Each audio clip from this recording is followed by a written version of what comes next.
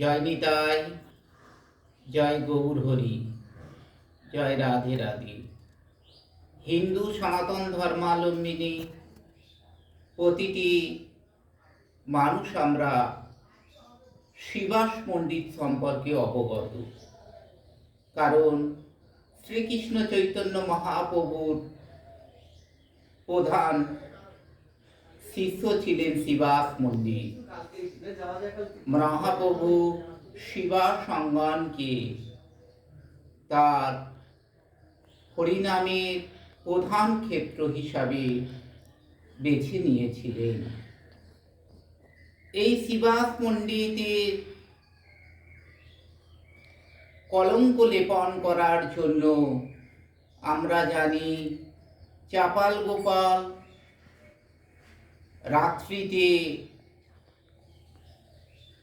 মদ্যপ, ছাগমুণ্ড, রক্তজবা ইত্যাদি দিয়ে কলঙ্কিত করার চেষ্টা করেছিলেন, যার পরিণাম হয়েছিল চাপাল গোপালের কুষ্ঠ ব্যাধি। পরিত্রাণের উপায় হিসাবে প্রথমত মহাপ্রভু নির্দেশ দিয়েছিলেন শিবাসের কাছে ক্ষমা প্রার্থনা করতে। শিবাস ক্ষমা করার পরে মহাপ্রভুর আলিঙ্গনে চাপাল দুরারোগ্য ব্যাধি থেকে মুক্তি পেয়েছিলেন। চাপাল গোপাল তিনি তখন, তার নতুন নাম হয়েছিল দেবকী নন্দন। তিনি কি করলেন না, বৈষ্ণবদের জন্য তিনি বৈষ্ণব বন্দনা করলেন, পারিষদ বন্দনা করলেন, গৌরাঙ্গ বন্দনা করলেন।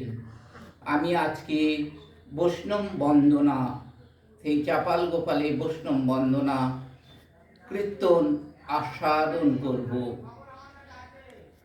বৃন্দাবন বাসী যত বৈষ্ণবের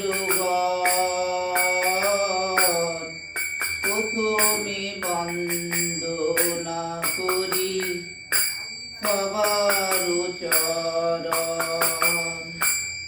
নীলাচল বাসী যত